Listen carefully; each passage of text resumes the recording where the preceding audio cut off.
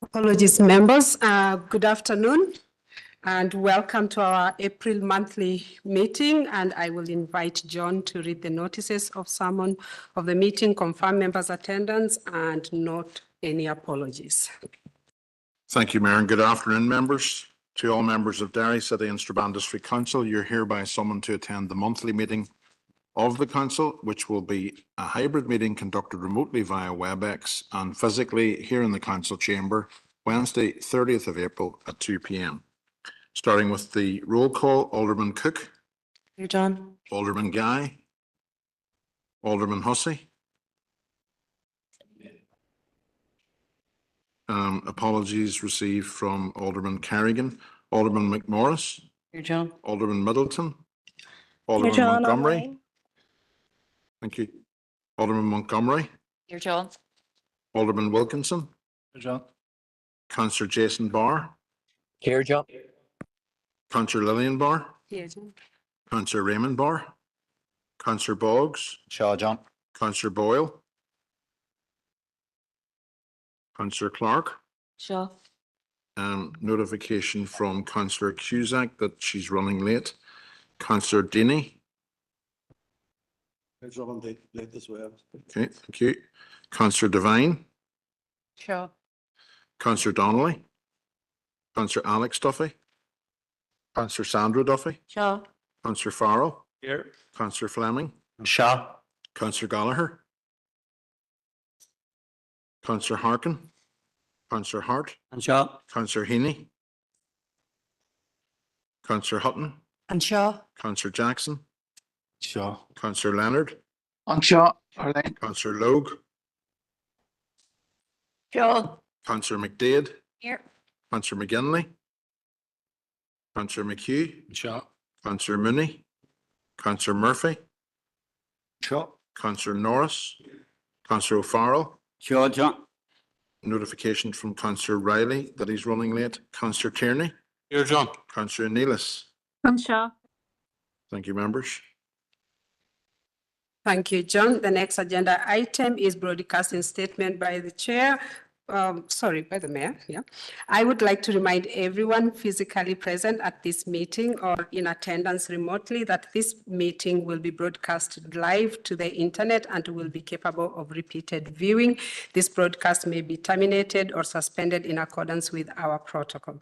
Due to your attendance at this meeting, you are consenting to being filmed and to the use and storage of those images for broadcasting or training purposes and for the purpose of keeping historical records and making those records available to the public. Members and approved speakers are reminded to only have their mics and cameras on while speaking at the meeting and to use the chat facility to highlight a request to speak. And a copy of the council privacy notice may be found on the council's website. Okay, the next agenda item, members, is declaration of members' interest. If any of the members have an interest to declare, please do so now. For those in the chamber, you can put your hands up. For the ones online, please just let us know on the chat facility. Councillor McDade. Thank you, Mayor. Just to be sure, Councillor Duffy's motion is around hardship for students. So as a student wellbeing in McGee, just to declare interest. Thank you. Any other members in here? Okay, if it comes up, just let us know and we'll be happy to accommodate you. So next agenda item is chairperson's business. Members, I have quite a lot today and I will bring you all in accordance to how I received your request. But I will make one slight change just to accommodate a member who has to leave shortly to a doctor's appointment, and I will ask Councillor Hutton to start. Thanks very much, Mayor, and thanks for accommodating me this afternoon. I appreciate it. I, under Chair's business, would just like to take this opportunity to warmly commend all those involved in the recent Derry Feis. For more than a century, the Feis has been a gathering and a stage where our music, our dance, our drama, our language and our story are celebrated with passion and pride. It is more than just a fish. It's a living testament to dairy itself. It shows resilience, creativity, pride, and it is full of promise. The dedication of the organisers, the countless hours given by the volunteers, the unwavering support of families, and above all, the extraordinary courage and talent of the participants, young and old. This all brought joy to thousands of people, both physically present at the feis and watching online. The feis really does shine a bright light on our cultural heritage. Every performance, every step, every note was a reminder that the soul of our city beats strongest when we come together to celebrate who we are. So on behalf of Sinn Féin and indeed this council, I would like to extend our deepest gratitude and heartfelt congratulations to everyone involved, especially those brave young people who took to the stage and entertained us the whole week. I was lucky enough to be at the feis, and some days we laughed, some days performances brought us to tears, but I was privileged to witness firsthand the hard work and determination of everyone involved. The legacy that the Dairy Feis builds will echo far beyond these days and into the hearts of future generations. The Dairy Feis is a gift to our city, and we cherish it, and long may it continue to thrive. Thank you. Thank you, Councillor Houghton.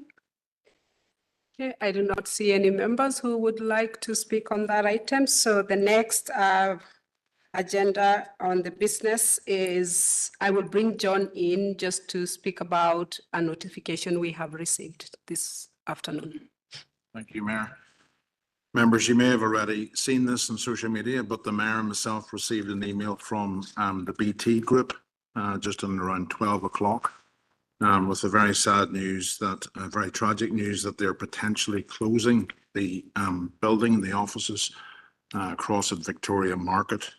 So there's a long email which we'll send out to members, but obviously it's potentially affecting up to 140 people across 2 teams. The building they propose retaining for now, as it houses quite a bit of equipment. They go into the detail of the nature of the jobs, the proposed relocation opportunities, but it seems like a fairly definitive email in terms of closure and obviously offering an opportunity to meet. So I'll send this out to all members this afternoon, but just wanted to make you aware that we've received this email. Thank you, John. I see Councillor Harkin. Thank you, Mayor, for letting me in. And I think that the announcement that BT is going to close its dairy facility has come to as a massive shock to the city. My first thoughts are with the workers and their families, because this could be devastating news for them. I'm sure that they are sitting worried now about their futures. And I think that we as a council should accept the opportunity to meet immediately with BT management to convey our shock at this decision. I think it's a disgraceful decision. I think that this is a decision that will suck jobs, decent paying jobs, out of the city. We stood on picket lines recently with the BT workers who were fighting for better wages and to defend their terms and conditions. And all of a sudden now we have a decision by a corporate management board who do not reside in Derry to basically shut down a workplace with 140 workers. So I think that we should make sure we do everything we can to defend and protect the workers. If there's, John has said that the decision is definitive. I think we have to question their logic. Why have they made this decision? Have they looked at the impact that it'll have on the workers there, the impact that it'll have on the city? I think we have a lot of questions for BT management about their decision to target dairy and to strip jobs out of dairy. I think it is an absolute disgrace, and this is clearly going to be driven by maximising profits with no care for workers, no care for the communities that the workers live in, and no care for this city. So I think we have to be very forthright when we challenge BT. I think we should also talk to the trade union, the communications workers union, because I'm sure they will be doing everything that they can to defend their members that work there. We have to, if this is definitive, we have to fight to make sure that any opportunity for workers to continue to work at BT continues. If workers will lose their jobs there, they have to get everything that is due to them in terms of redundancy packages and more. But I think that, look, we've had bad news recently of a cut to the Northern Centre. There's disability cuts coming at the city, and now we have, you know, in the middle of Workers' Rights and Social Justice Week, and the day before International Workers' Day, May Day, an announcement of a devastating blow. I think it is a real injustice. So I think we should accept the meeting, but I also think we should, as a council, convey our anger to BT management about this decision. I think we should make the case to them that we want clear, full clarification as to why that they've made this decision. We want to understand. We want to know if they have looked at the impact that this will have on their workforce here and on the city.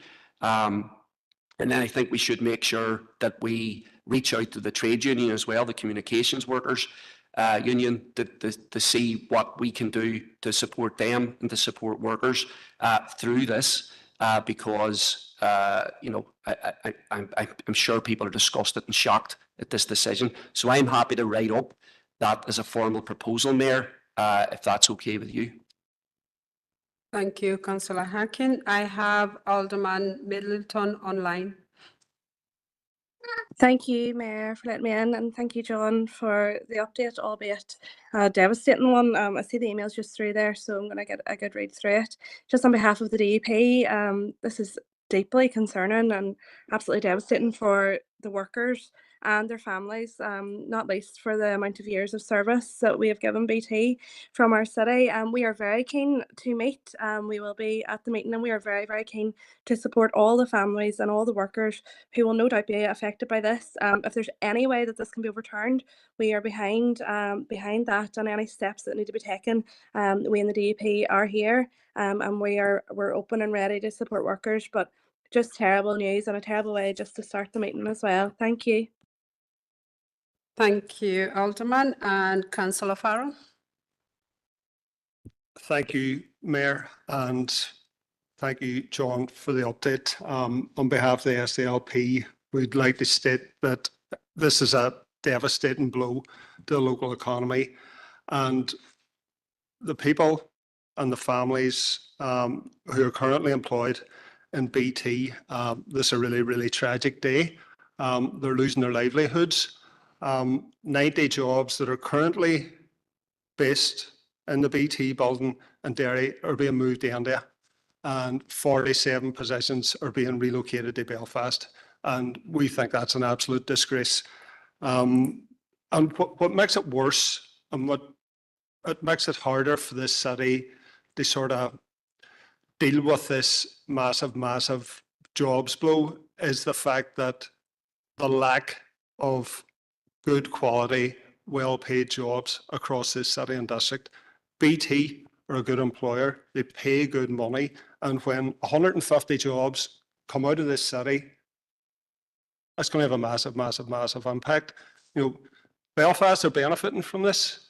You know, they could sustain that blow. This city is going to struggle to do that. So this is about regional balance.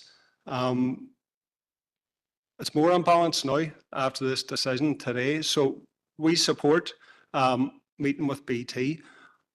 We think there should be representatives from the Department for the Economy invited to that meeting as well, because they have a role to play here. So if Councillor Harkin's writing that up, I would ask or suggest that there would be representation from the Department for the Economy and possibly Invest NI as well. Thank you. Thank you, Councillor Farrell. Councillor Jackson. Yeah, and suppose I'm not going to try and make this political, like ours. We have been contacted by people employed by BT today. We've made contact with BT as well. I know that Padraig Delargy, MLA, has been in communication with BT expressing our concerns and the concerns that have been raised by us by employees. And I think we have been over the past number of years, particularly over the last year and a half, there has been a concerted effort to showcase the best that the Northwest has got to offer. They really have a step change around economic growth, bring good quality jobs in the Northwest, and that has been that's been successful. And that direction has been successful in changing mindsets because we are working together. The wee petty snipes are what they are. They're not helpful. But those, I think, what we need to do to help, they help present and support those that are facing the devastating news of losing their jobs, or their jobs being relocated. Or the best way we can do that is by working together. And absolutely, we support having the meeting with BT, having the meeting with the unions, and seeing collectively what we can do to minimise the devastation that this is going to cause, and if there's anything that we can do collectively to reverse the decision. We're open to do that as part of a council. We're open to do that through all our elected representatives. We will be having separate meetings as well. They do, and we will, if there's any involvement from the government departments, they support the local economy. Absolutely, we should do it. But there's the devastating news when people get called to meetings this morning, not knowing what they were going to hear. They're left shell shocked, and what they're asking for now is leadership. They're asking now for answers, and now isn't the time for petty squabbling within this chamber. Thanks, Mayor. Thank you, Councillor Jackson. I have Alderman Hussey. Thank you, Mayor. And just to concur with remarks from across the chamber, it was devastating. I actually heard that on the way down on the news. I hadn't been access to any emails or anything. And I think, as Councillor Jackson has highlighted there, the vacuum in jobs has to be addressed for those folk who will be losing employment. It's okay to say there's an offer of half of those folk will have the opportunity of moving to Belfast. For a lot of people, that is just not practical. I think there's a certain irony when you hear that half of those jobs are going from Derry to Delhi, coming out of the country altogether. And that is something, that firms have to think seriously about, particularly, a national provider like British Telecom going forward. We've seen that in the private sector, the true private sector, previously with manufacturing jobs and indeed machinery being shipped all over the world. So that has got to be counteracted, but the immediacy is the vacuum for those folk who will be losing their employment going forward. And certainly as a party, we will be happy to work with anyone else in the chamber to address that vacuum. Thank you. Thank you, Alderman Hussey. So we have a proposal on the floor. Has that been sent through yet? Thank you.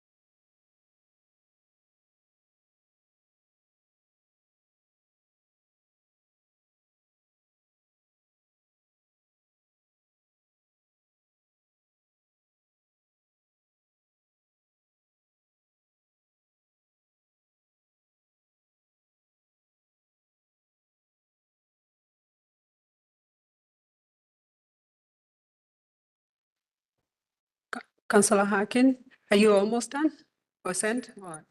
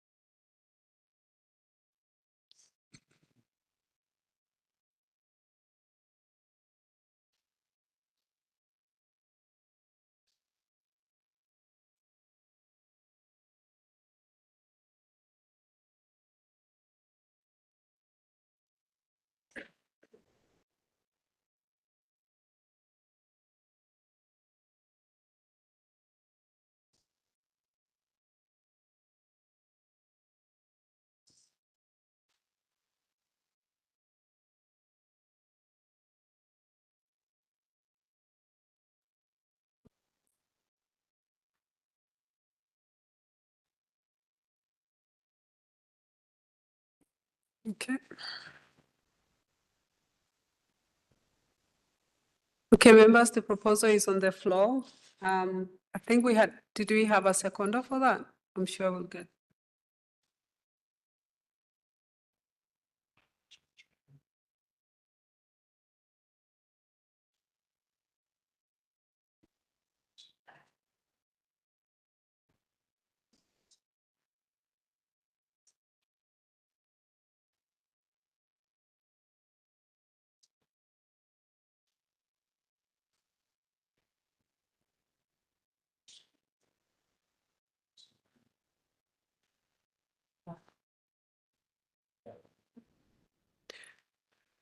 Is everyone happy with that? I do not see anyone saying no, so. Yes, Councillor Harkin? Through you, Mayor, there's a request to change the word anger to our concerns, and I'm happy to change that if that's all right with members. Okay.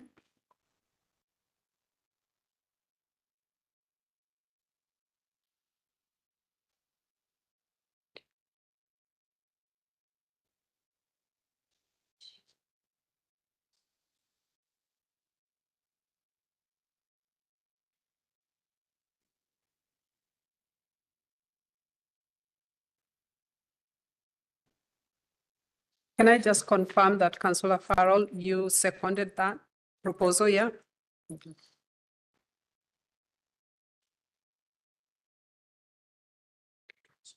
Yeah, so final check, everybody happy? Is anyone planning to vote against it? No, okay, perfect. We can move on now to the next.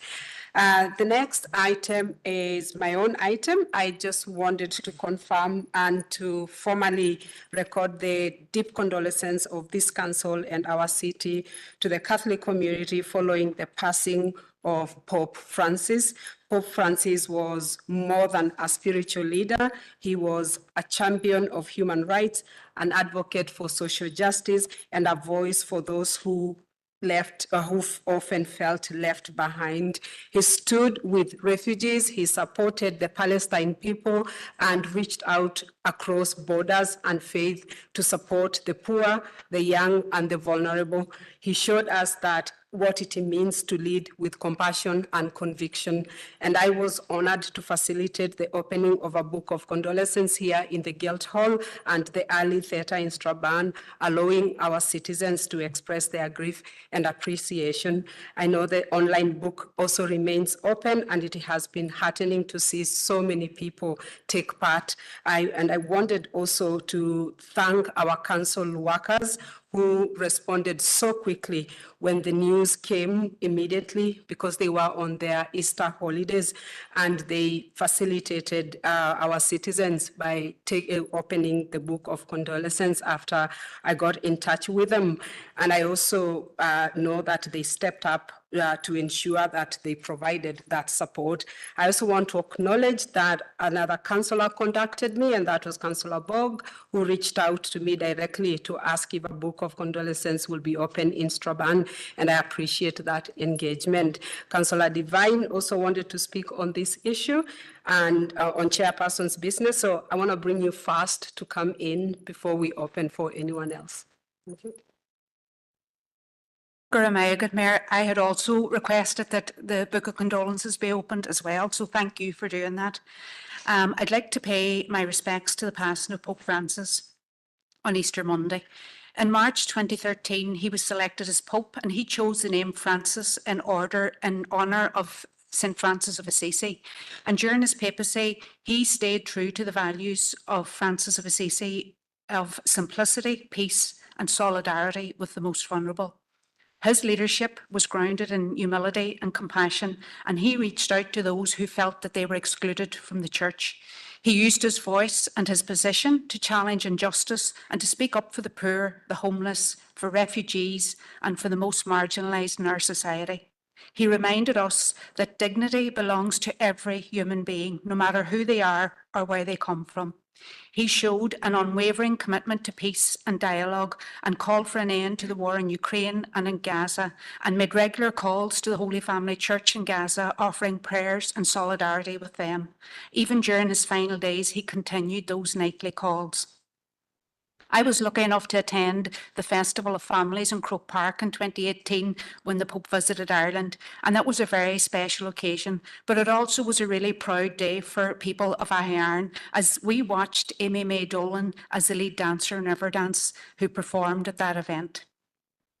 Pope Francis has demonstrated that it's not just what we say, but our actions that define us, and his leadership is not just about authority, but about service. He leaves behind a legacy that touches not just the church, but wider society, one of justice, compassion and humility.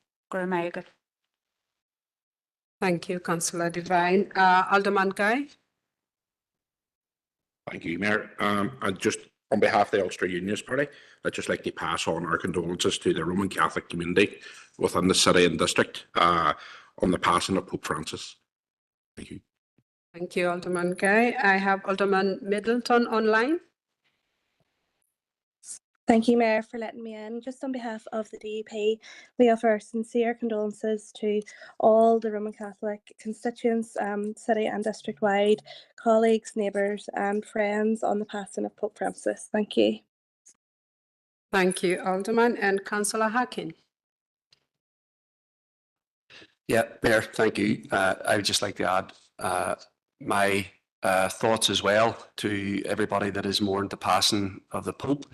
And I think that what the Pope done in recent years, I think spoke to the Catholic community across the world, but people way beyond the Catholic community like myself, because he was different from many Western leaders. He did condemn what is happening in Gaza and called for an end to the barbarism, and he'd done that relentlessly. He regularly spoke to children who'd been massacred in Gaza and tried to humanize Palestinians.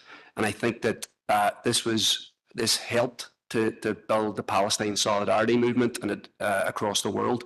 The second thing that he did, which I think is very important, is that he challenged the Trump administration on their policies towards immigrants. And I think he has stood up for migrants. He has argued against the attempt to criminalise migrants. He has argued that migrants should be treated with dignity and should be humanised instead of what's happening by some people here in Ireland and by some across the world.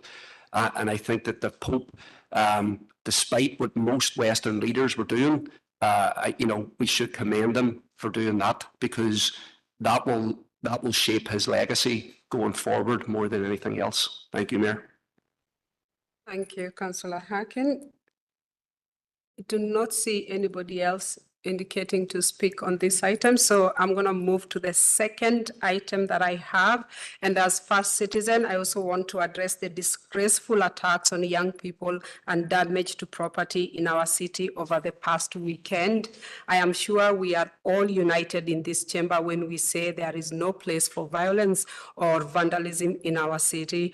Our thoughts and prayers are with the young men who were targeted, and I urge anyone with information to come forward and work with the PSNI.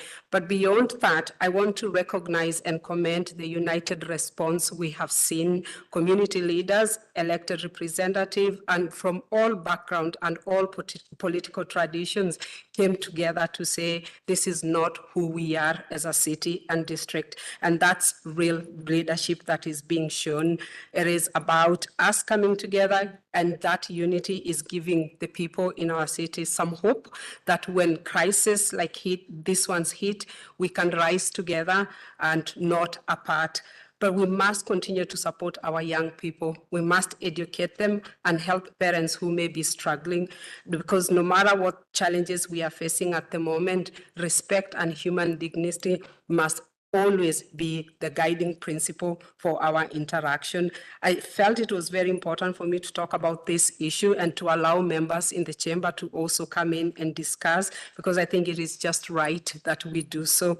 But what stand out to all of us and to our community, and it's the cross-party response. And I do know that there are some urgent meetings that are being organized right now to ensure that we get an opportunity as a council to respond to those issues. I just want to sincerely thank all of you. I know there are members in this chamber and outside this chamber who've been working around the clock to engage with our young people, the PSNI, and community leaders and youth leaders. So just really wanted to make sure that we do this today, and I will open for anyone who would like to respond or discuss this.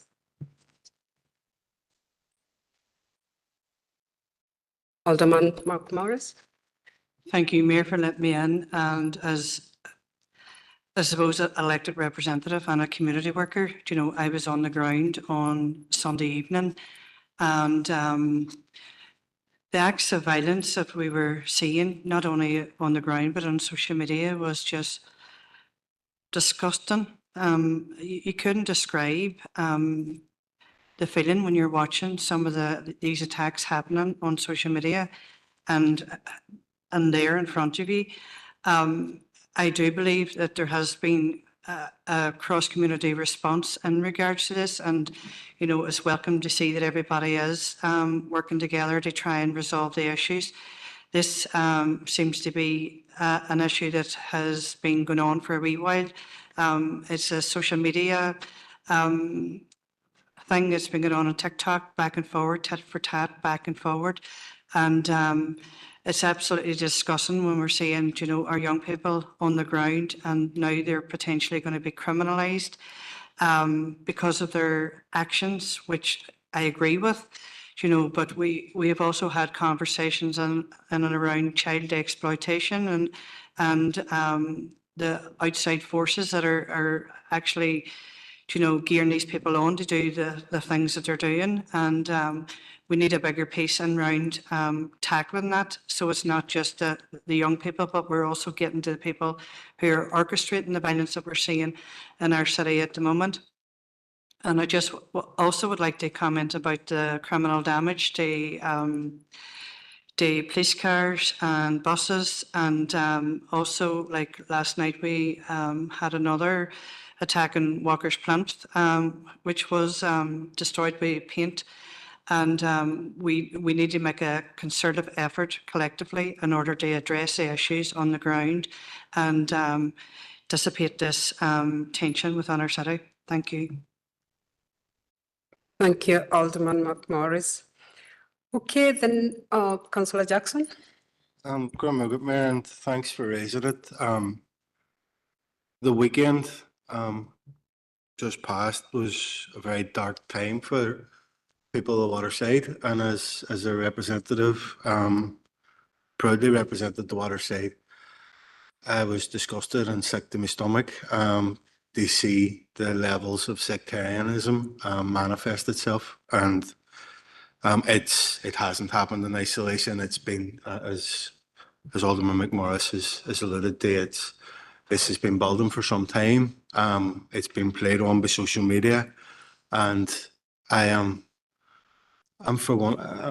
think it's refreshing to call it out. It's refreshing to hear that everybody coming together and widely condemn the attacks. It comes as no surprise as community workers. right across the waterside are going to come, right across the city will come together.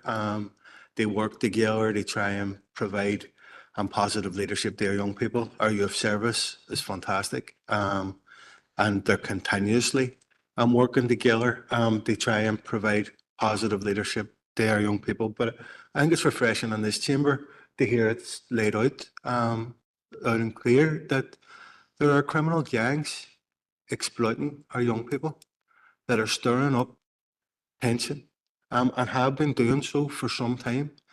So there are, regardless of all the intent of all of us in elected positions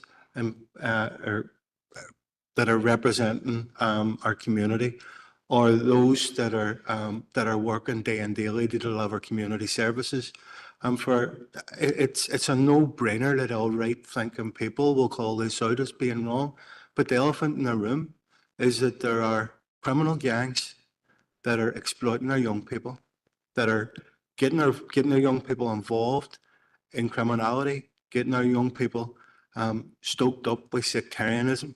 And that needs to be called out. And if we're going to tackle the problem, then we need to recognise that that's a major part of the problem. So I think it's really refreshing that that's been mentioned today, because it seems to have been the elephant in the room for some time. So it's long beyond time that these gangs that masquerade themselves as Republicans, nationalists, or loyalists leave the stage. There's no room for them. What they're offering our young people is a future of criminalisation. And as Alderman McMorris has just pointed out there, that we're already seeing that playing out after the awful attacks that appalling attacks that we've seen at the weekend on the waterside. So what we need is a collective approach to hopefully send a message to these criminal gangs that they're not wanted in our city.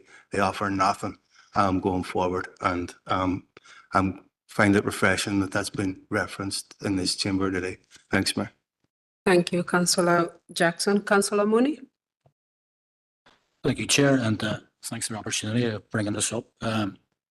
As a councillor for the area as well, Councillor Jackson and Alderman McMorris.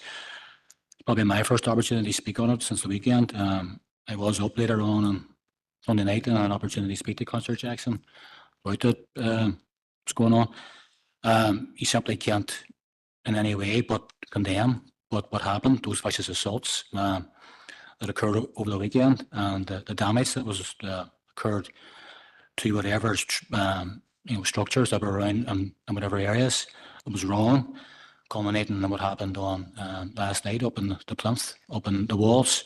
You have to call it out. That shouldn't be happening, quite clearly. These are matters that are wrong, and for those people engaged in it, my call would be they stop forthwith. But as Councillor Jackson said, Alderman McMorris said, there's a context to this, and it was leading up. There's a background. There's been organised fights and going on for quite a while now. We've been to meetings in the waterside. We've been engaging in this through various meetings, and there is things going on. This is the context in this, and obviously the catalyst was this weekend, on Saturday night and on Sunday, and the stuff that happened in the fountain and top of the hill and those attacks. And then we'll lay at the end, there was basically a standoff off Erie Street right through until later on Sunday night, and this shouldn't be happening, and we don't want this to happen. And we said this before, and we had these meetings before in the past, that Derry is a model for community relations around the north and around these areas. For what's happened in the last 20 or 30 years, the progressive forces in this town have come together and have sought models and have built resolution models to try and resolve situations like these.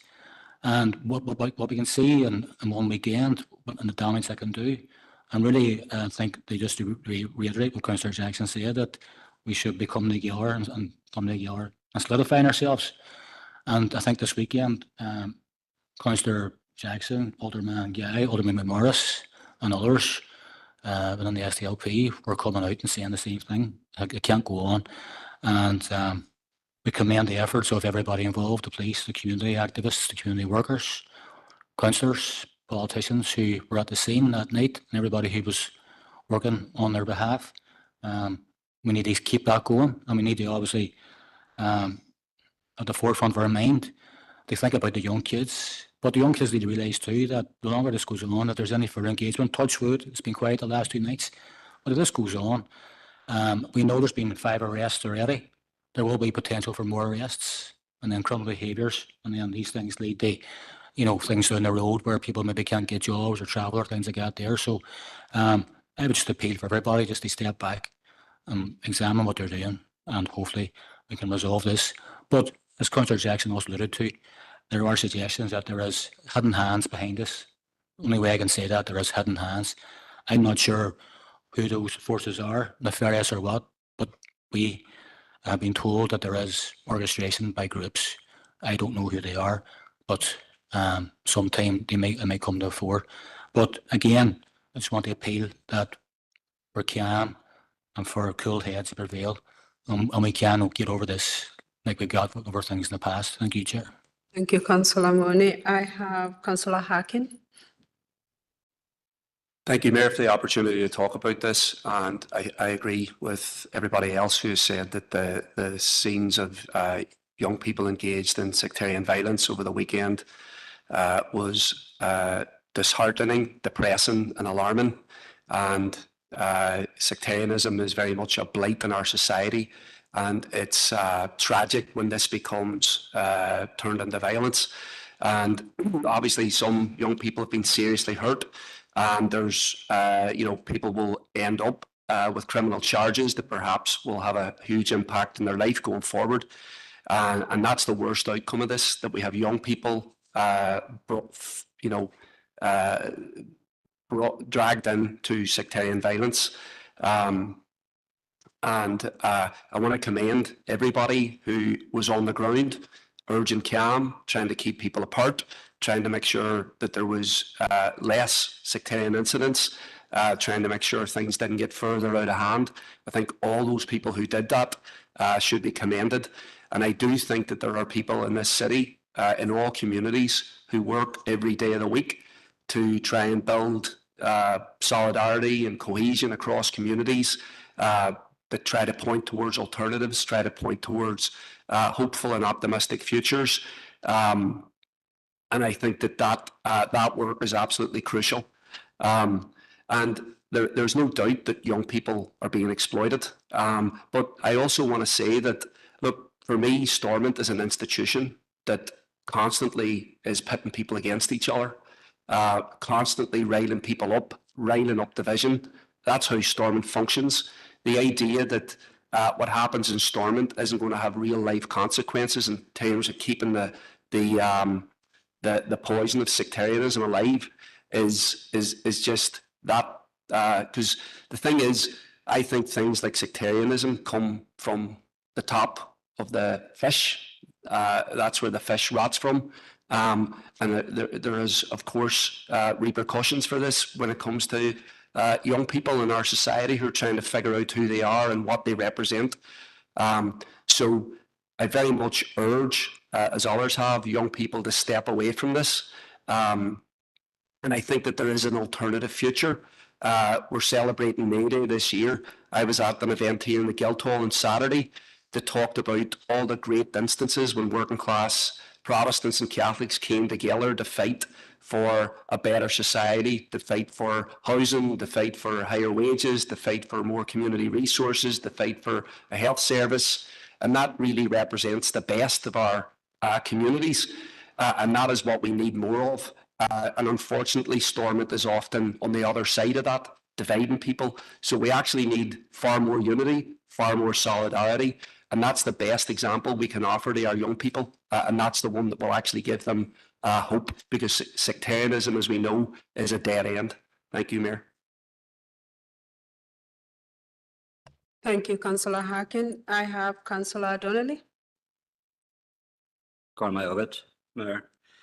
Look, just to concur with, I don't think there's anybody in here that isn't disappointed or deeply saddened, in fact hurt, when we see young people using violence on our young people.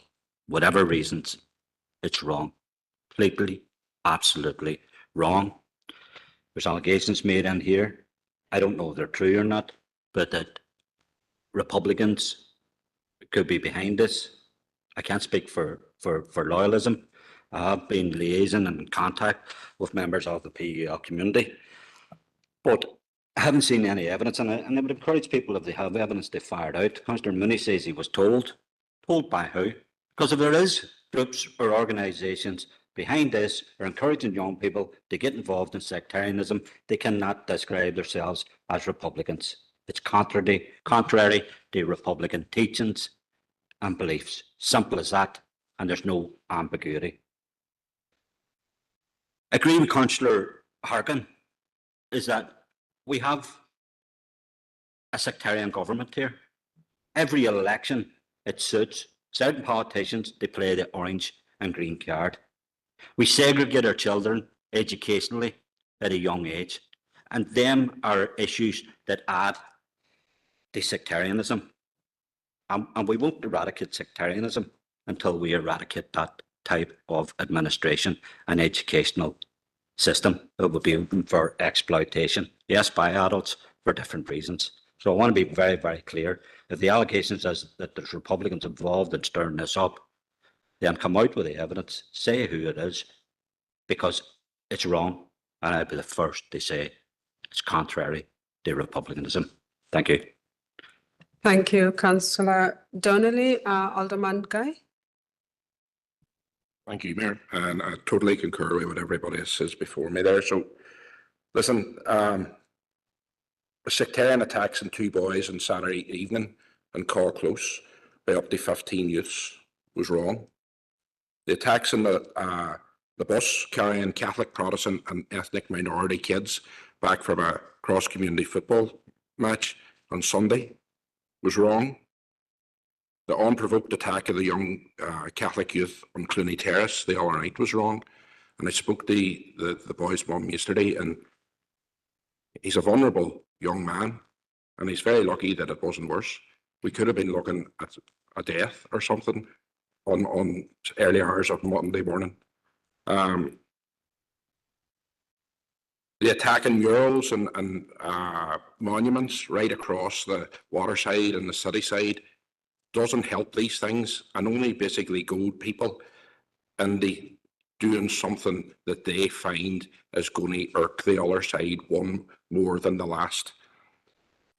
The use of social media to goad one another is on the increase.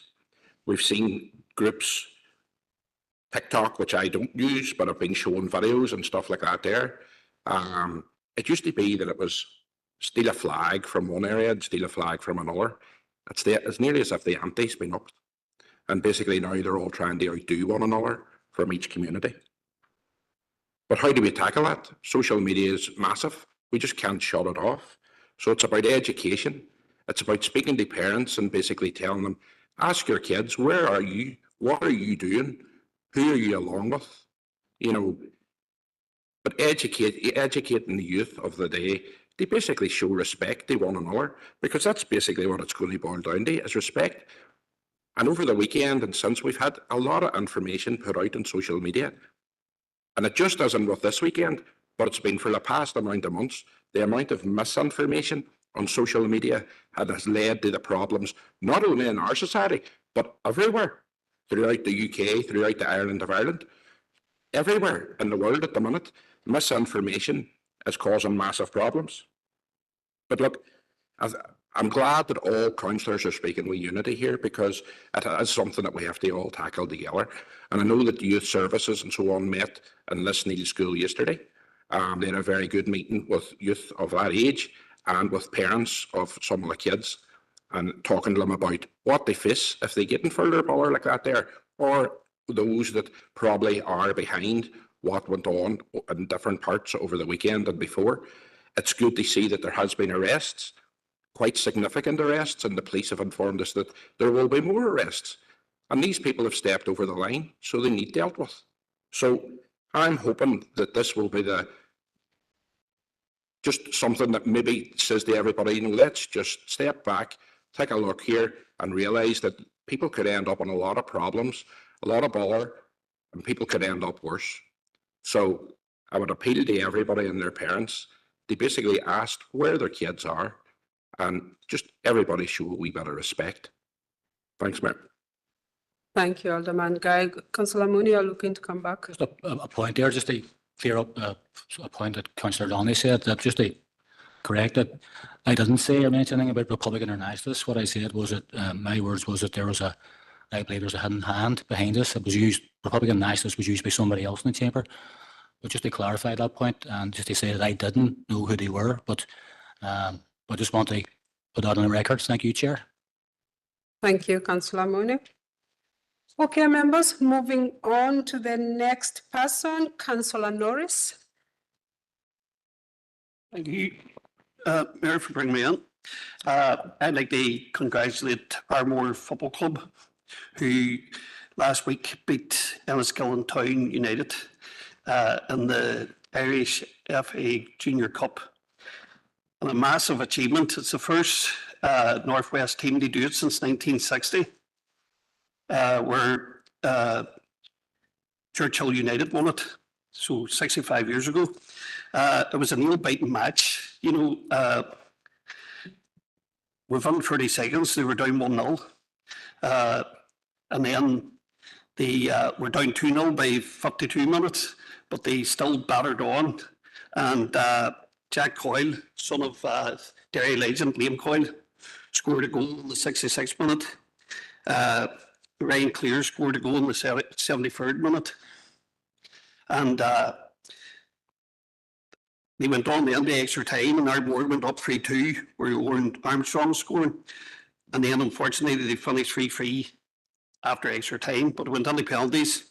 And their goalkeeper O'Hagan making 2 great saves, and Ryan Clear coming on to put away the one penalty. A great achievement for such a small community in the Fahan DEA. And like from this, they'll go on now to play in the All-Ireland Junior Cup, which will be either North End United, Wexford, or Fairview Rangers, Limerick, once their final has been decided. Like, it just, as I say, I think it's, as the local councillor for the area, I just think it's amazing what they've achieved. And I would like to ask for a reception from the mayor if that was possible. Thank you, Councillor Norris, and we will echo the congratulation message. I can see how proud you are. You're giving us a commentary of what has happened, so thank you very, very much for that. We will try to squeeze in the diary if it will allow. If not, I'm sure the next mayor who will be replacing me will be happy to celebrate them, but we will do our very best to do that. Councillor Alderman Hose. Thank you, Mayor, and congratulations to Ardmore. I think it was Ardmore. They're not, of course, the first team from the district council area to win the Junior Cup, because Derryview Reserves achieved that not that long ago. But I sincerely congratulate them, and indeed wish them well when they go forward to play in the President's Cup, which is the junior equivalent of, from the Republic of Ireland, playing the junior equivalent from Northern Ireland. Could I add to that congratulations, Mayor, to Kesselirk High School, who were winners of the Ulster High School Rugby Trophy, to the team and to their teachers and their coaches, Mr. Burns, Mr. Irvine, and Mr. Breen. Tremendous achievement for a small rural school, playing against some of Northern Ireland's top schools in that competition. So that the team won that particular trophy. And also Strabane Athletics Senior Ladies Netball team and their coach Isabel McVitie. They've already won the Northern Ireland Netball League Division 4, and indeed I wish them well in their upcoming final in the May Smith Plate. And interestingly, I wish them very, very well, because they will play City of Derry in the Blair Main Leisure Complex in Newton Ards in that final. So those two teams, if they could be added to those, congratulations. And perhaps at some stage, whether it's yourself or your follow-on, would consider welcoming those particular teams along with Ardmore to the chamber for a civic reception or a mayoral reception, whatever it may be. And I presume Ardmore would probably prefer if it's left after the President's Cup, which they can bring up with them as well. Thank you, Mayor. Thank you, Alderman Hussain. Okay, I do not see anyone else who wants to talk on that issue, so I Me, will. please, Mayor, online. Is that Alderman Middleton?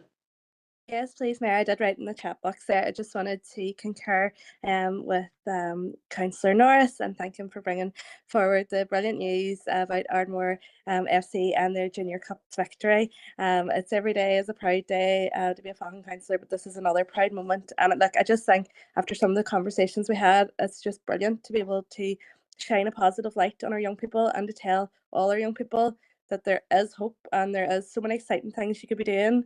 And we're really proud of you. So thanks very much. Thank you, Alderman. Okay, moving to the next item from Councillor Murphy.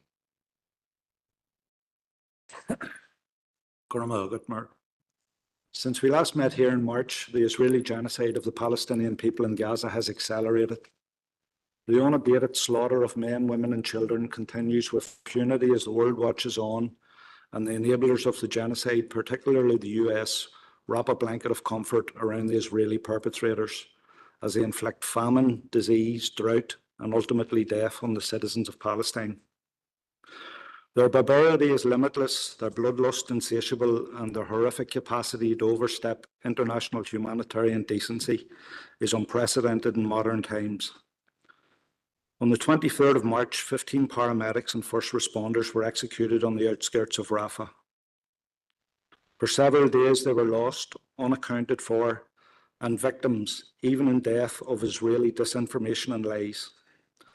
It soon transpired that their dead bodies had been gathered up and buried in a mass grave. Some had their hands bound with cable ties, indicating that an act of summary execution had occurred. Their emergency service vehicles had been buried in the sand. This is one of the countless documented war crimes that ultimately the Israeli leaders and generals must be held to account for at war crime tribunals. In 2 weeks' time, on May the 15th, Palestinians worldwide will mark the 77th anniversary of the Nakba, which marks the beginning of the destruction of the Palestinian homeland and the mass displacement of the majority of the Palestinian population in 1948. The English translation of Nakba is catastrophe, and the event was indeed catastrophic for the citizens of Palestine, scattering communities and families throughout the region and further afield. I would ask the citizens of Derry and Strabane District Council area to show solidarity with the beleaguered people of Palestine by attending any locally organised events to mark the Nakba of 1948. Thank you. Thank you, Councillor. Councillor Harkin. Thank you, Mayor, and I'm happy to second that. And thank you to Councillor Murphy for raising it. And I think that a lot of people who are supporters of Israel don't want to acknowledge the Nakba in 1948.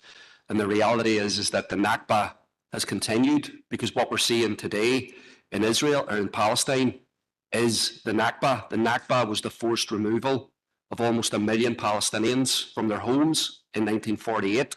And what's happening in Gaza right now is the forced removal of nearly 2 million people from their homes.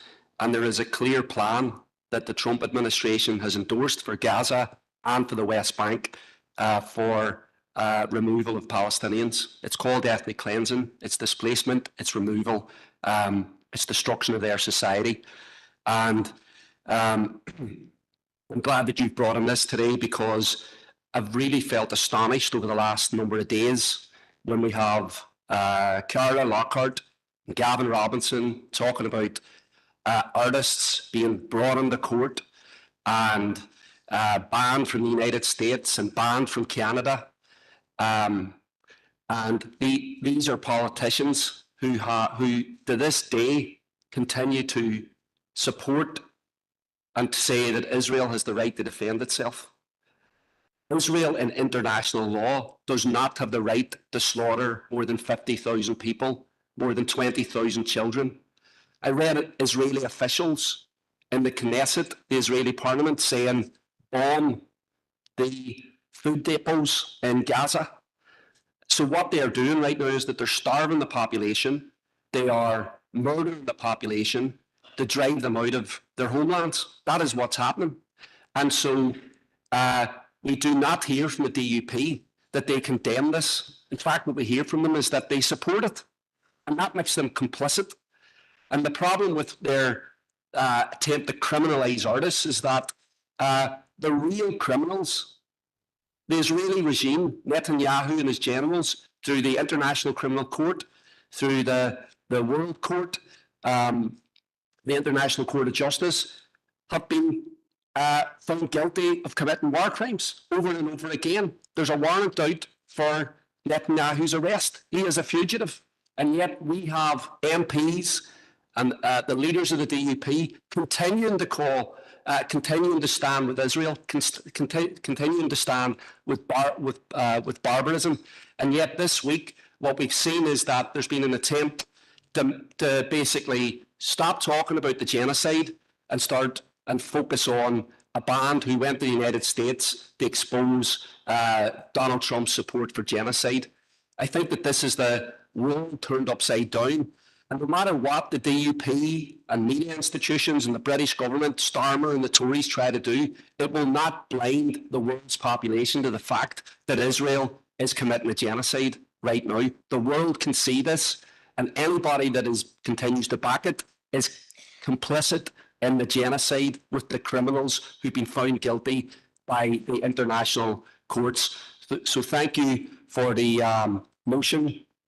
And I think we as a council should rededicate ourselves and recommit ourselves to continuing the push for BDS and doing everything we can to stop the slaughter there. Thank you. Alderman McMorris. Thank you, Mayor, for letting me in. I just want to comment on one of the comments that the previous speaker said. I can assure you as a DUP councillor, and I believe I can speak for all my colleagues within this council chamber, we do not, support the violence and the murder and mayhem that's going on in Palestine. We do not support it at any level. Violence of all categories is wrong, and we stand by that. So I would like him to retract the fact that the DUP do not support. I can't speak for other colleagues around the north of Northern Ireland, but I certainly will speak on behalf of ourselves in this chamber. We do not support it at any level. Thank you. Thank you, Alderman McMorris. Councillor Harkin. Well, I just want to say I won't be retracting anything I said, and I would ask the Alderman, do you agree that Israel is committing a genocide? Do you agree with the rulings of the International Criminal Court and other world courts that Israel is committing war crimes? Do you agree that they are starving the Palestinian population? Do you agree that they are attempting to drive the Palestinians off their lands? Because that is what the World Court is saying. That makes them criminals. Does the DUP agree with that analysis? Does the DUP agree that all weapons should stop going to Israel, as this council has called for, and many other bodies all across the world? So if you don't agree with that, well, what is it that you actually agree with? Because that's the issue. Because what I hear from Cara Lockhart and from Gavin Robinson is they stand with Israel no matter what. And if you're standing with Israel right now, that means you are supporting genocide. That means you are standing with criminals, actual people who have been found guilty in courts.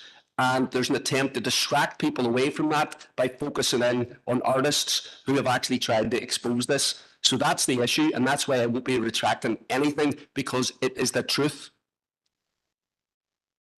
Thank you, Councillor Harkin. I will let you respond. I'm not really going to go into it because I just think it is a known thing to be happened, when we're talking about the murder of children and stuff like that there. I categorically say I do not support, and I don't believe any of my colleagues support that kind of action. And, you know, if Israel is committing war crimes, there's courts and things that'll deal with that. You know, I will just repeat again, and that's all I'm going to say is not support it. I do not support violence in any way, in any nature, not here in our city, and certainly not in Palestine, Israel, anywhere else in the world. I do not support it. Thank you. Thank you, Alderman McMorris. Did I hear a proposal on the floor? Okay, thank you very much for that clarification. I'll move on to Alderman Wilkinson. Thank you, Mayor.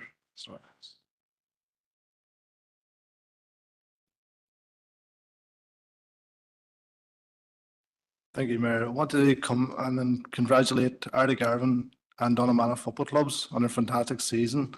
As it's brilliant to see the local clubs doing so well, representing the Sperrin district with pride. I also wanted to give the special recognition to Donaghmara Cricket Club on their outstanding success last season. Their achievements deserve to be properly marked, and I would like the Mayor you to formally acknowledge and celebrate their accomplishments and reception for the team, if possible. I'm extremely proud for everything that the team has achieved. All these teams have achieved throughout the way they represent their own communities. And as I say, thank you. Thank you, Alderman. I will definitely add on my congratulations, and we'll see how we can squeeze in a reception for them. I think that is always something positive to celebrate, especially with our young people, and the sports is brilliant in bringing people together. So I'll be happy to honor that. Alderman Guy. Thank you, Mayor. Seen everybody's congratulating football teams. It would be remiss of me not to point out New Baldwin's under 13 team, which since last year's Foyle Cup have won everything placed in front of them.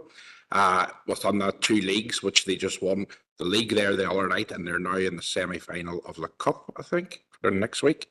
And I think you already are down to host them at the end of the month. So thank you, Mayor. Brilliant. Thank you, Alderman. Anybody else with a congratulatory? I love those conversations. Okay, moving on to the next one is Councillor Devine.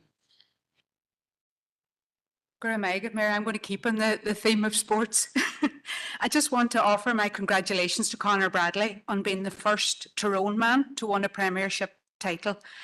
I'm not going to go as far as to congratulate Liverpool, because if I did, I wouldn't get back into the house this evening again. Conor made his Premier League debut in January of last year, and had mentioned it here in the chamber. So it's fantastic to see him with a Premiership title now under his belt. He's a talented, hardworking and grounded, and he deserves every success that he gets. I don't know anything about soccer or the Premiership, but we often hear here in the chamber, Derry gets everything and we get nothing. And I think on this occasion, we've got it and Derry hasn't. Hope I'm right on that now. So I just want to pay tribute to Conor's family and the support and the encouragement they have given him over the years. We're all very proud of him. So well done, Conor, and I've no doubt he'll have many future successes ahead of him. Thank you, Councillor Devine. Okay, moving on to Alderman McMorris. Oh, you want to speak on that one? Okay, go ahead, Sandra. Thank you, Mayor, and thank you for raising that, Caroline. But I just wanted to add my congratulations to a proud dairyman who has captained Wrexham to its 3rd successive promotion in recent years. So congratulations to James McLean as well. Sorry, Derry does at times get things as well. Thank you, Councillor Duffy. Okay, Alderman McMorris. Thank you, Mayor. And I would just like to bring another congratulatory message out. Basically, in the last 2 weeks, we have seen the cheer from Galaxy All-Stars go to Florida to take part in the World Championships. They went out there 2 weeks ago, and basically they had 2 teams competing in the World Championships. They had Rain and Zodiac, and basically Rain actually came 3rd in the world. So it is really, really a proud moment for everybody Galaxy All Stars is they meet in Pennyburn.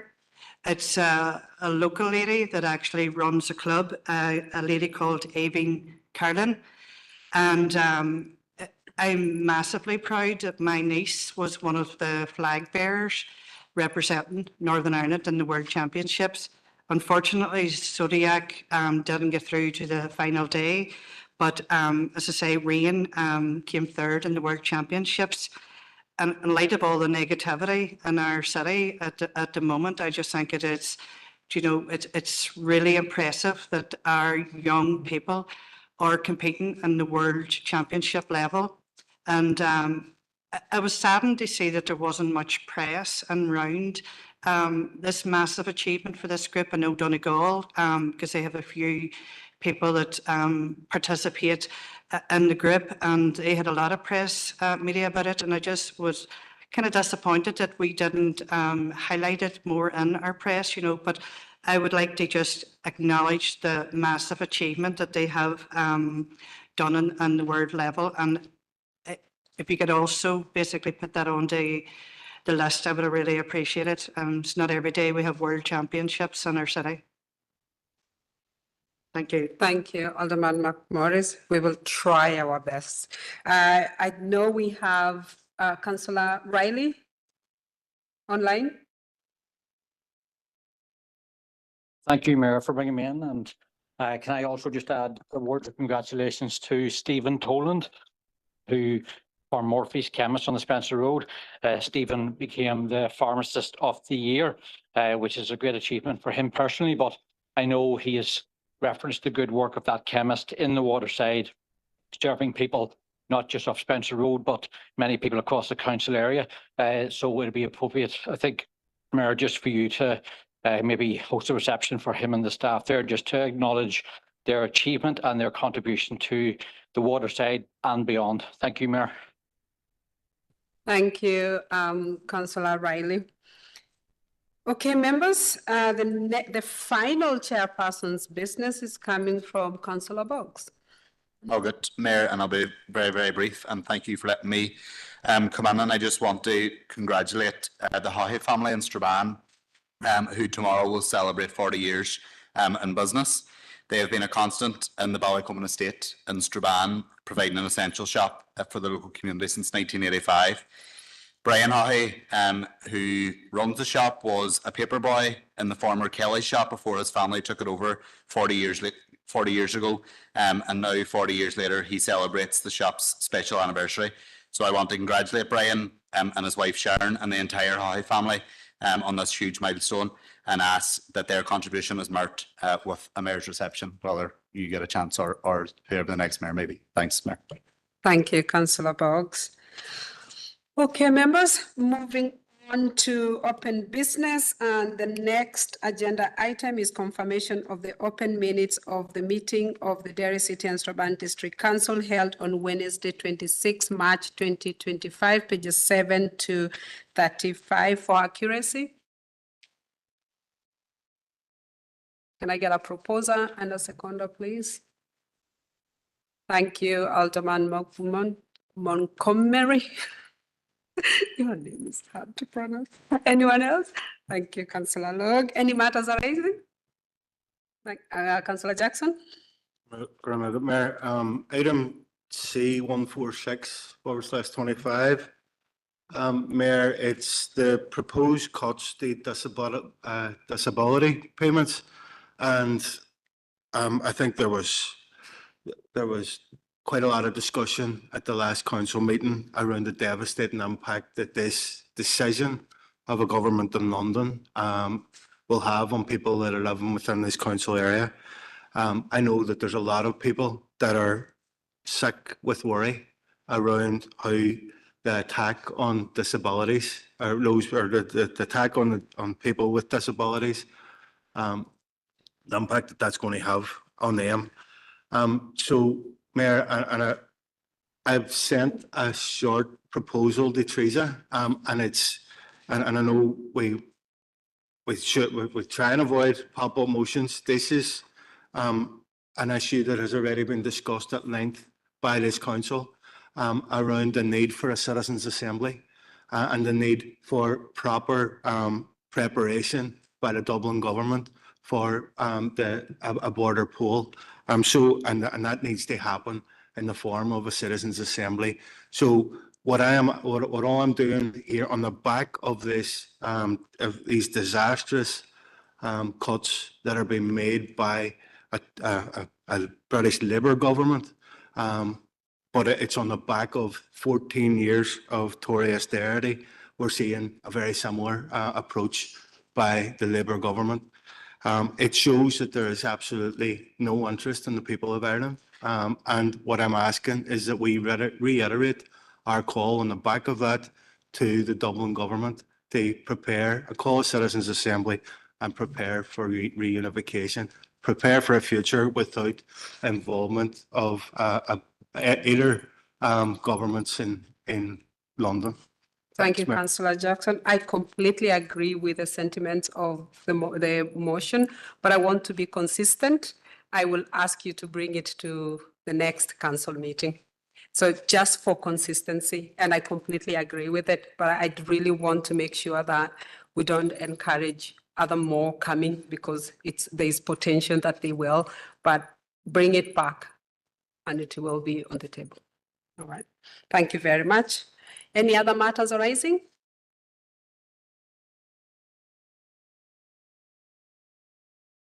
Okay, moving on to confirmation of the open minutes of the special meeting of Derry City and Strabane District Council held on Monday, 7th April 2025, pages 33 to 44 for accuracy.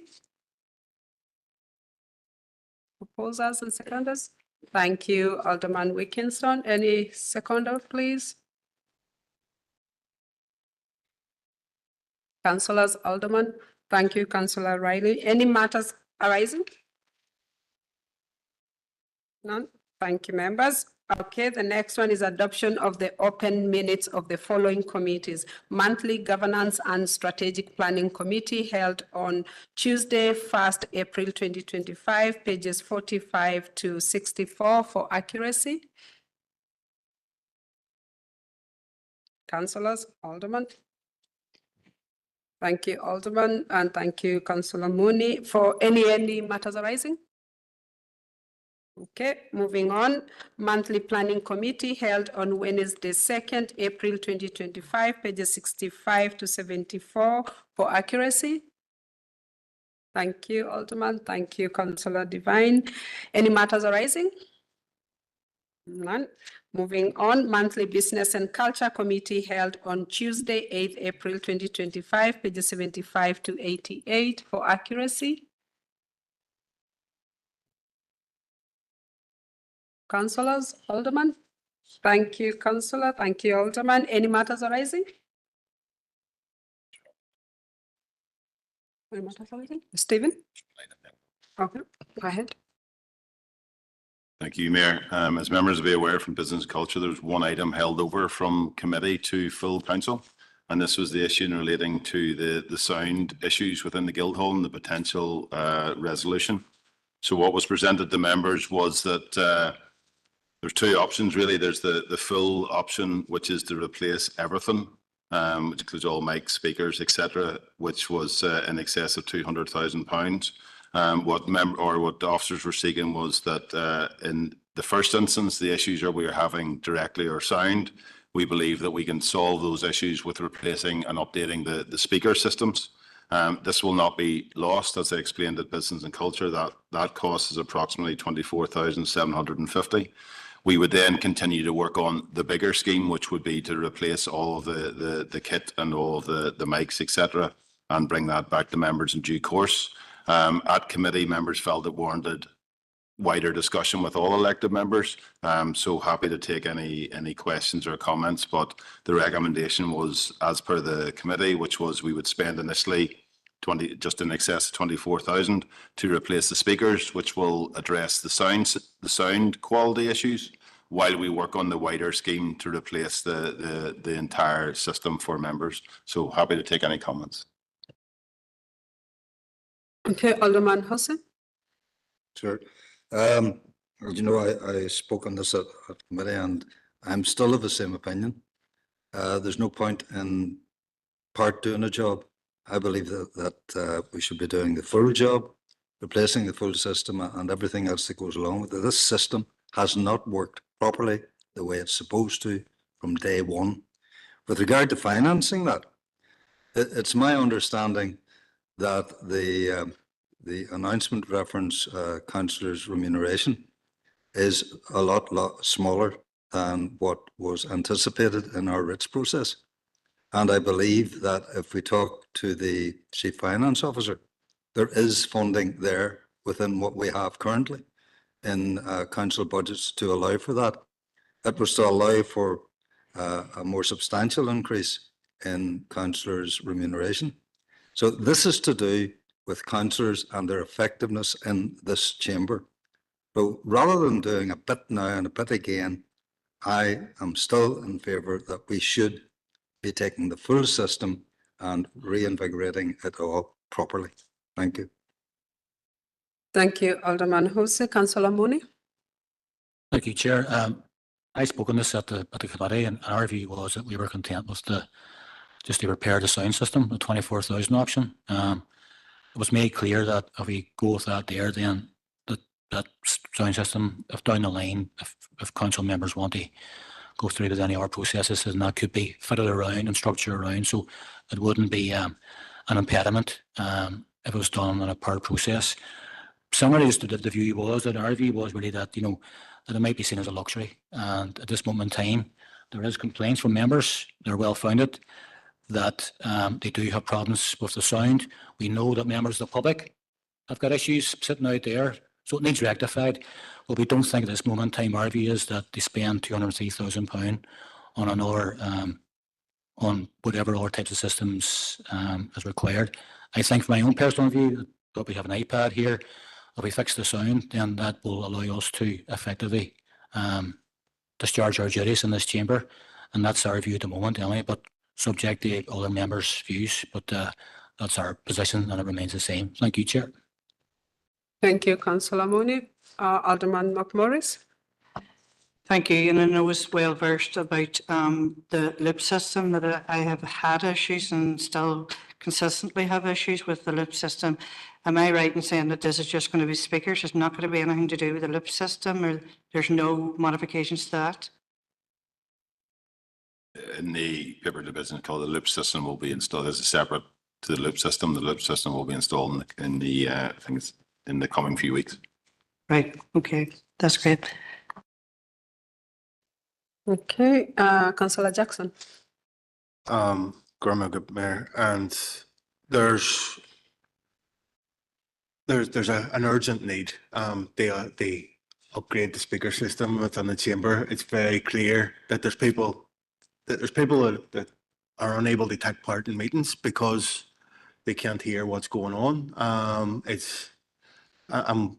So that needs addressed as a matter of urgency. We can't have a scenario where there's people sitting in the public gallery that can't hear what's being discussed in the chamber.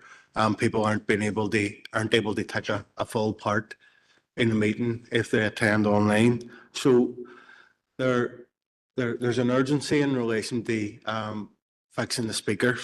I know at committee it was referenced that there's still maybe some life left in the current system, and there may be another year or so.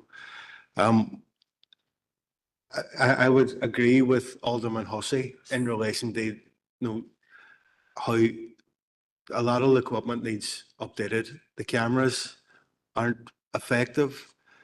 The screen may as well not be there because unless you've got 20/20 vision, you can't see what's on those screens. So essentially there needs to be an overall upgrade, but and if there's a paper that can be brought back and the committee to try and advance that a bit quicker, then we would be supportive of it. But in the absolute, in terms of a matter of urgency, the speaker system, we can't have a scenario where people are making contributions to a meeting and they can't be heard. So that needs to be addressed as a matter of urgency, and we wouldn't want to see any delay in getting that sorted. So if it meant going with the recommendation to get the speakers sorted now, but then a subsequent paper is brought in around the overall upgrade of the system, if that can be brought on as well, we would be supportive of that. That we would be keen to see that progressing. But as an absolute priority to get the speakers done now, we would support the recommendation. They do that immediately. Thanks, Mayor. Thank you, Councillor Jackson. Councillor Harkin. Thanks, Mayor. And yeah, I think it was important that we delayed this decision so that the full chamber had the opportunity to weigh in on it, because look, I think the council needs to lead as an employer, and this is our workplace, to lead by example, because we as a council argue and want to say that we set up workplaces to facilitate everybody, and that we make sure that the workplace and the chamber is accessible to everyone. And right now it isn't. And so in many ways, if we want to lead as a council to other employers, to other organisations where there's similar difficulties that people are having in terms of being able to fully participate, we're not in a good position to do that right now. So I think that this has dragged on far, far too long. A lot of members have been frustrated. A lot of members haven't been able to participate properly in the meetings. And I'm glad that we've got to the point now where we're getting towards actually a resolution. So I think that if we can fix the sound issues immediately, we should do that. But I think that there is an onus on us as a council to actually proactively say that we're going to deal with a bigger issue, because we try to be a model workplace, we try to be a model employer. All our organisations across this district take a lead from us. We are constantly putting calls out there on businesses and organisations to do things to allow so that there's equality and so that there's inclusion. I don't think that we're living up to that right now. So I think that we have to move quickly to do the fix the acoustics in here, and then do a proper job to actually make the chamber and participation fully possible for councillors, aldermen, workers who are in here helping us, and for people who are participating online as well, and anybody that makes the effort to come and be in the gallery. Thank you, Councillor Harkin. Oh, Alderman McMorris. Sorry, I know I was already on it, but I just asked a question about the lip. But can I ask, if the £24,000 was spent upgrading the speakers, is that something that would be still, would you save that on the 200,000 if you were to do the system at a later date? I just want to make a comment. Like, we were on Helping Communities yesterday, we were talking, Angel Eyes was on and done a deputation, and one of the things that we were like, that was discussed or brought forward is about the visual impairment and how we led for the Ryan McBride Stadium in regards to that, and I just think, if we're being leaders in regards to being a site-aware city, do you know what I mean? Then, for us not to address same issues within our own chamber, do you know what I mean? I don't think it's sending out the correct message. That our members who have disabilities or whatever, that their needs is not being met. Do you know what I mean? So I think it's something that we need to really, really think about actually going ahead with the whole thing. I'm happy enough for the speakers to be addressed, but it's not just a fix and then we forget about the rest of the stuff. It has to be, if it's a financial thing, but we need to put it on the table for this here to be resolved. Because I'm only here over 2 years, but it's certainly something that has been mentioned from day one that I've been in the chamber. And I know Alderman Hussey was saying, he has raised it numerous times before that as well. So I'd just like to say, if we're going to be visually aware and be you know, for disabilities and all sorts, and we need to be starting with our own front door first. Thank you, Alderman McMorris. I'll bring John in just to clarify some points there. Yeah, thank you, Mayor. Sorry, I think Stephen was going to come in, but I think the answer to the potential nugatory spend, and there's always a proviso around this when you're talking about IT equipment, looking at Paul Jackson. But as I understand it, the proposal to do the immediate works is not nugatory. It will be something that will be taken forward into the bigger scheme. With regard to the bigger scheme, Stephen and Paul have been leading on looking at all of those options, and there are multiple options, and there are lots of decisions to be taken about a bigger, all singing, all dancing, all listening scheme. So we would, if this is passed today, we will take all of that away and bring forward a paper and perhaps even a workshop with members to look at all of the various solutions that are possible. The system, albeit there have always been issues, was installed back in 2012. In technology terms, that's ancient at this point. And so we are looking to all of the various add-ons that are now available to us, which will require considerable expense, but will have huge benefit if we take them forward. So as Stephen has said, Paul and Stephen's team have already scoped quite a lot of that, and we will bring forward all of the various options and the implications should you make the decision today to take the first step that will give us an immediate enhancement, albeit nowhere near where we would like it to ultimately be. Alderman Guy, and then Councillor Moni, and then Alderman Hosip. Thanks, Chair. Maybe I missed it, right? But has anybody asked you about the period length of time it would take to actually install a full system? That we're maybe, if we went with the speaker system now, what sort of time period are we talking to actually get the full system installed? Is there any idea of that, or is it just sort of still being investigated as such? Mayor, I'm now getting drawn in because I spoke. Mayor, I think, members, with respect, I think we'll bring forward additional papers in that. It would be a considerable period of time to pull together all of the options, to work through them all, to achieve the budget, to agree a specification, to tender it. All of that will take a considerable period of time, which is why we've recommended something that I think, Paul, can be done within a few months, which is the speaker system. We're certainly not talking about a few months or even double that for a bigger system. And the bigger system would also probably require modifications to the furniture, which again is an issue. So I think we are talking about a fairly medium-term timescale for something bigger, including all the considerations around it. Would that be fair comment? Yeah. Councillor Moni.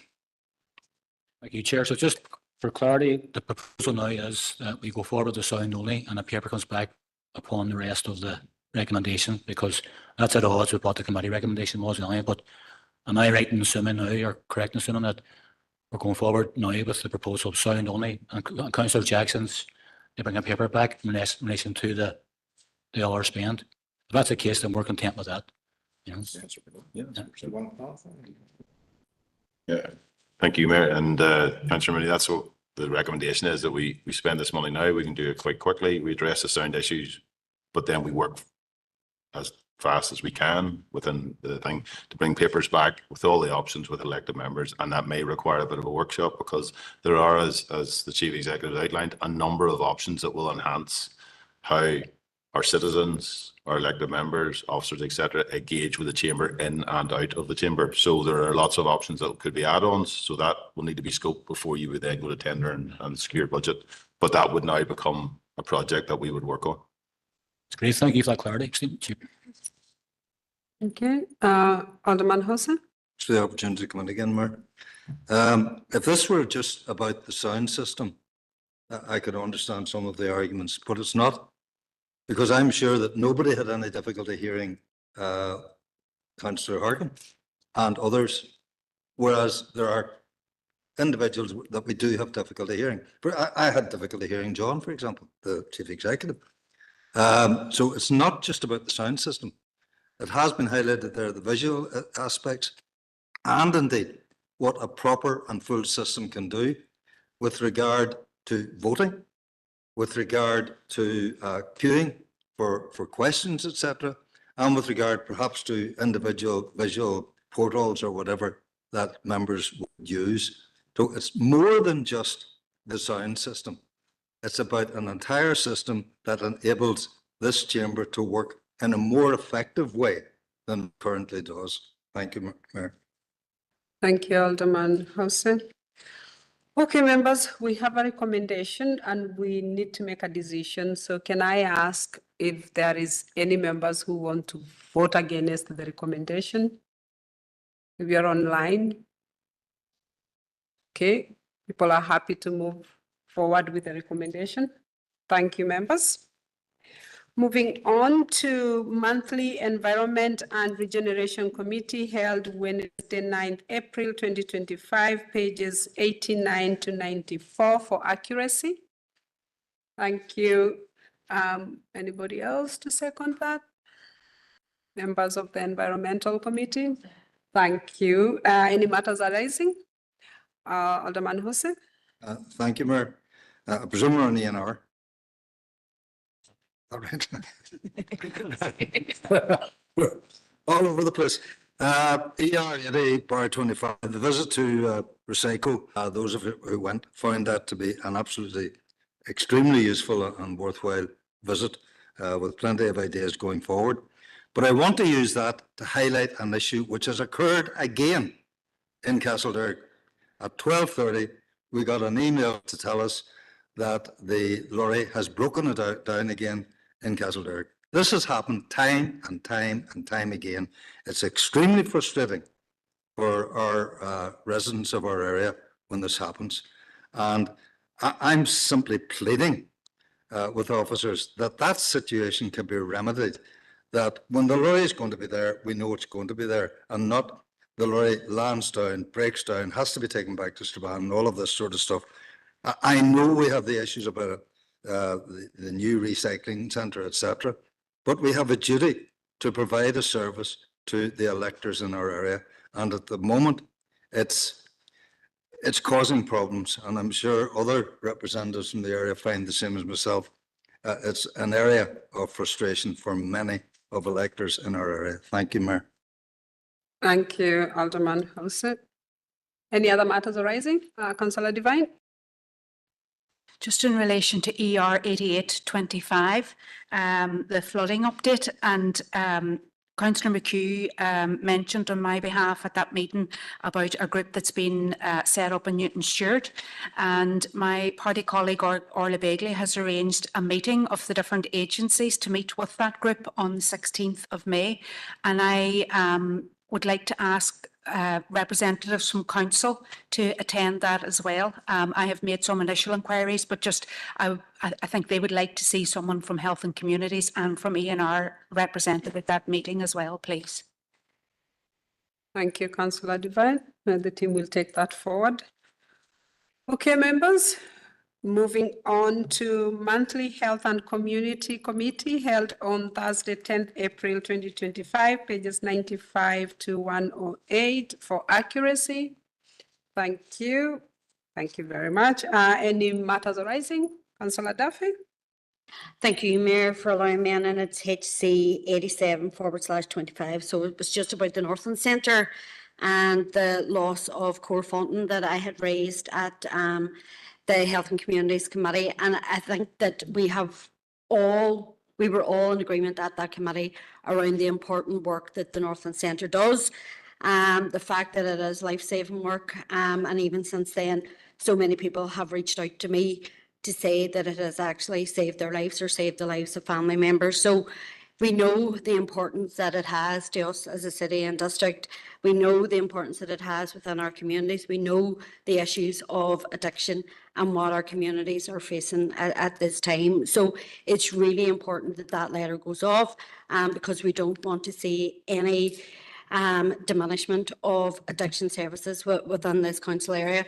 But I just wanted to add to the proposal that I had made at Health and Communities, I think that there has been a movement in the conversation over the last couple of weeks in terms of it not just being around the loss of Corefontaine, but the fact that there was a suggestion in NDNA that there was £1 million that should be allocated to an addiction centre here within this city and district.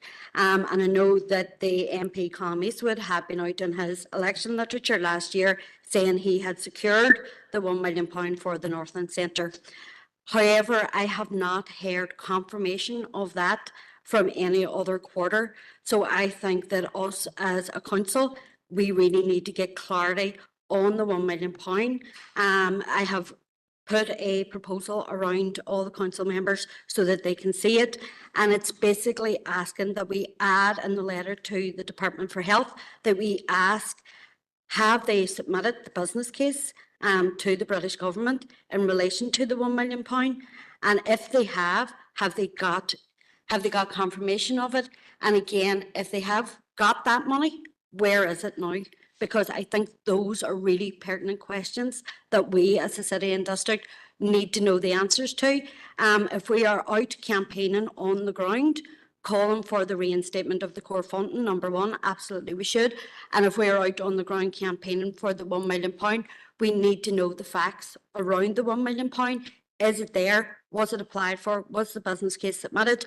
And where we're at now with it. So I think that that's really important that those are added into the letter that goes to the Health Minister. Thank you. Thank you, Councillor Duffy. Can I get just a seconder for that? Because I know it's an addition. Thank you, Councillor Jackson. Councillor Harkin? Thank you, Mayor, and thank you, Councillor Duffy, for raising this. I was planning to do it myself because I think the issue of the £1 million is very, very important.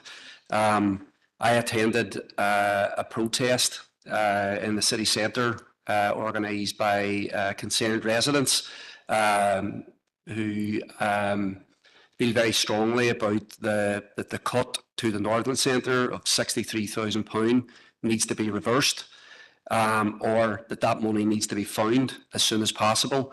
And Councillor Donnelly also attended that protest as well. And I think that this is an issue that many people right across our city and district are concerned about. They are, we know that many families have depended on the Northern Centre to help their loved ones. And we know that there is a rising problem, unfortunately, of addiction in our city. And people expect us as a council to do whatever we can to protect the Northern Centre.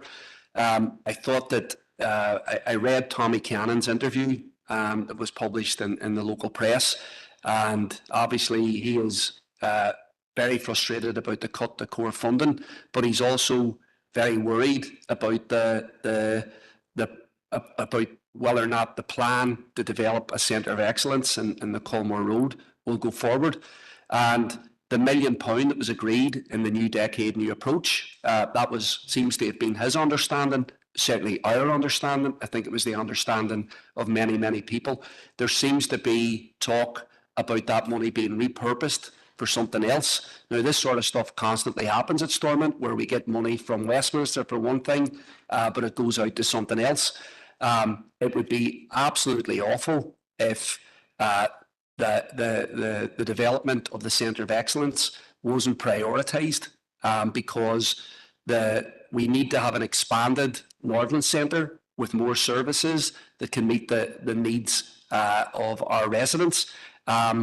And this is very much at the centre of their longer term plans. So I fully endorse the addition to the motion. I think we have to, as a council, be united in demanding the £1 million. It seems to me it was committed to from the British government, and I think we have to hold them to account. And we also have to hold Stormont to account that if that money was promised and committed, that it can't be spent for something else. We actually need to prioritise that for Derry and the Northwest to meet our addiction services. And I think we as a council as well should also get behind the campaign where people are taking to the streets, people are organising public meetings. It's going to feature at May Day. that this is one of many cuts that is completely unacceptable for our city and district. Thank you, Mayor. Thank you, Councillor Harkin. Alderman Guy. Thank you, Mayor, for letting me in there. We'd just like to point out, as obviously speaking from the Health Minister here, that and the various media reports and so on, and different political parties and so on, it was not a withdrawal of funding. Basically, the core funding was an application which Northlands were unsuccessful with. The Health Minister commissioned NICFA to facilitate a new core grant scheme, given that the previous scheme had a closed shop for around 20 years. And that was the fact that no charity which was formed in the last 20 years could really apply. They could never really get into it.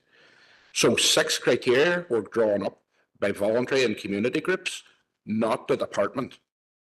And the criteria are published for anyone who wants to read them. The Northlands application, however, was unsuccessful. And we are as bitter as anybody else in this room, because we just want the best for the city and district. And I have family members who were able to use Northlands and benefit of their help and assistance. So I know how important it is to this city and district. However, the Minister himself has said that he will meet with Northlands at some stage, and he will basically, obviously Northlands can get their feedback before the next round, and he will review the new scheme because he feels that there was high numbers of unsuccessful applications, and he says that's not right. So we, as the Ulster Unionist Party, do support this here motion or this proposal. We have no bother back in this, as we're fully behind Northlands and what they represent, and we want to know where the £1 million went as well. So, no, happy to support this here. Thank you, Mayor. Thank you, Councillor Guy. I have Councillor Farrell. Thank you, Mayor, and thank you to Councillor Duffy for your amendment regarding Northlands. I had spoken on this at Health and Communities. The decision to remove core funding from Northlands is a disgrace. This city and district deserves more investment in addiction services, not less. The discussion at the minute isn't to do with the core funding, it's to do with the capital funding that has been promised in New Decade, New Approach. And Sandra had referenced Colum Eastwood. Colum Eastwood insisted that commitment was included in New Decade, New Approach 2020. The commitment is there. It hasn't been delivered as yet. I saw that the Derry Journal had covered this story because it's very, very important to local people. Feedback from the Department of Health, as quoted in the Derry Journal, was that it is not recommended, a recent review has not recommended a dedicated treatment and recovery centre be developed in the Northwest. So that flies in the face of an international agreement, which is New Decade, New Approach, co-guaranteed by British government and the Irish government. So our MP has written to the First Ministers, he's written to the Secretary of State, and he has written to the Taoiseach as well, just to see if these people who have signed up to this agreement still commit to this addiction centre in Derry. We know it's needed, regardless of what the Minister says. There's bigger things at play here. This is an international agreement that should be respected, that should be delivered. We need investment in addiction services, and this is a vehicle to do it. Thank you. Thank you, Councillor Farrell. Alderman McMorris. Thank you, Mayor. I'm not going to regurgitate this. We all know the benefits of addiction services within our city. We know the suicides that we have seen in this city, a lot of it due to addictions, and we also, as the UP party, will be supporting the proposal in front of us today, and we hope that the £1 million does come forward and we are able to, I suppose, resurrect or fund the Northland Centre in order to continue on with the good work that they're doing within the city and district. Thank you. Thank you, Alderman McMorris.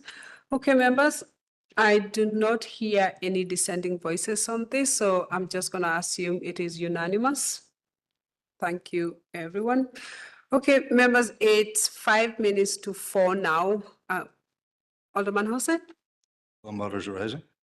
any other matters arising? Okay, go ahead. Health I and thought we are done Community with that. 96 on page 106, the approach to temporary licensing for street trading events.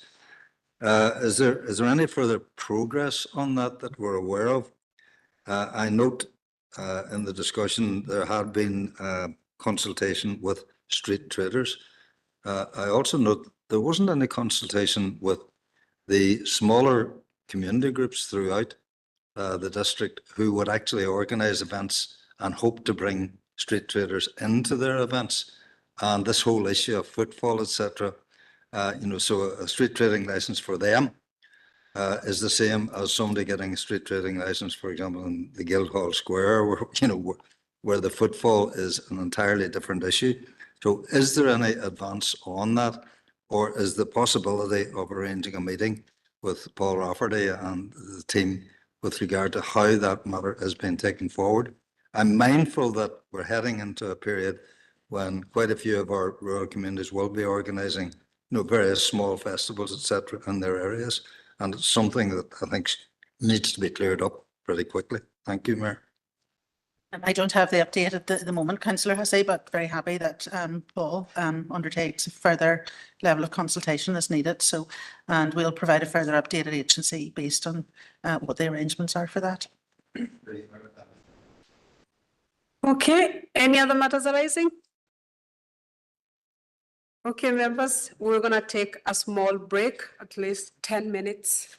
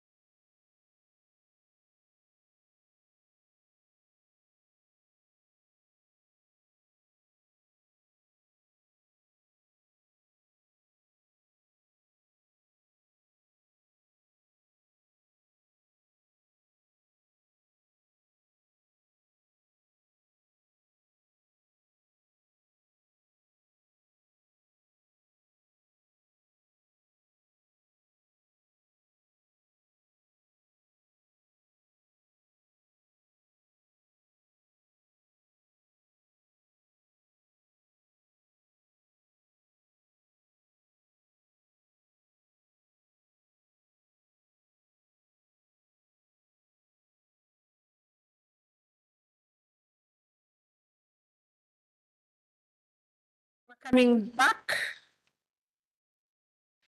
And can I get